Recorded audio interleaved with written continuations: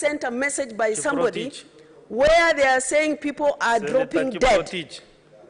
Mr. Speaker.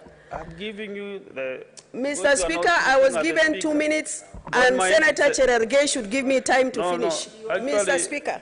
You have 3 more minutes to finish. 3 more minutes, Mr. Speaker. Thank you. Senator Cherargei, what is it? Mr. Speaker, issues of fertilizer. We have 4 months. Mr. Speaker, can you tell Cherargei to sit down? I give him the opportunity to prosecute his point of order. You know, you are 2 senior members of this House, and you know one another very much. But he's interrupting. So, Senator Cherargei, we want really to know between the two of you, yes. Every time you speak, she puts a point of order. Every time she is on the floor, you put point of order. Mr. Speaker, I raise Standing Order 101 because Senator Dulo is misleading the House. You remember this government is only less than 30 days. And arguing that whether this procurement of fertilizers were done, she is aware that the government exists. And I'm very sorry because it looks like Senator Dulo, being in opposition, is making her make some statements that she doesn't even believe in it. Mr. Speaker, the country should be patient. 28 days is not even enough to make a baby, Mr. Speaker. So even pregnancy takes 9 months, Mr. Speaker. So, Mr. Speaker, under 101, the Standing Order 101, Senator Dulo should not introduce the points of argument in her submission, Mr. Speaker, because if she wants a substantive reply, then she knows the procedure that needs to be done. Proceed, Senator Dulo. Mr. Speaker, I think Senator Cherargei should really be serious about the point of order he's raising. Because if I want to challenge the issues of fertilizer, it's not a priority for us today. We need food on the table. So if you want to tell me that food is not a priority, we wait for 3 more months for us to use fertilizer. That is not a solution to our problems. No, I don't need point of information. I don't want to be informed, Mr. Speaker. Mr. Speaker. Senator Fatuma, kindly finish up. I am finishing up, Mr. Please. Speaker. Thank you. The issues of judiciary given more resource allocation, Mr. Speaker.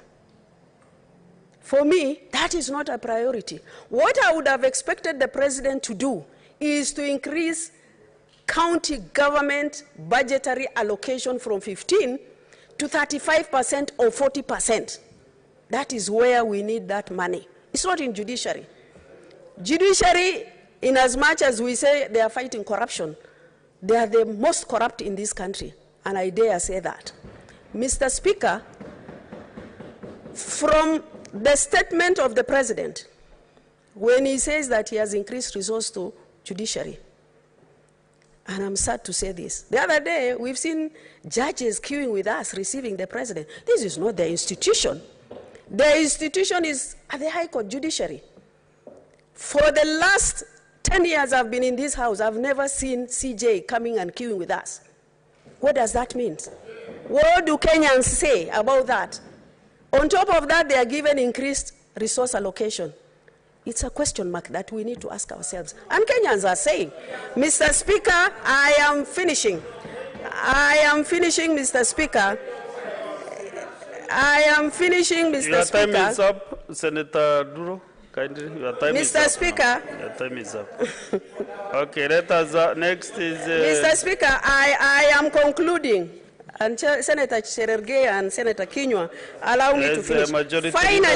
Finally, Mr. Speaker. Point of order from the majority leader. Tulia, Fatuma.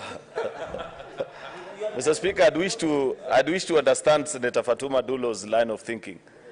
Is it a submission that we have such fickle characters in the office of the Chief Justice and Deputy Chief Justice, such that a simple act of honor, just receiving a president in parliament, will alter their thinking in how they run the judiciary of this republic?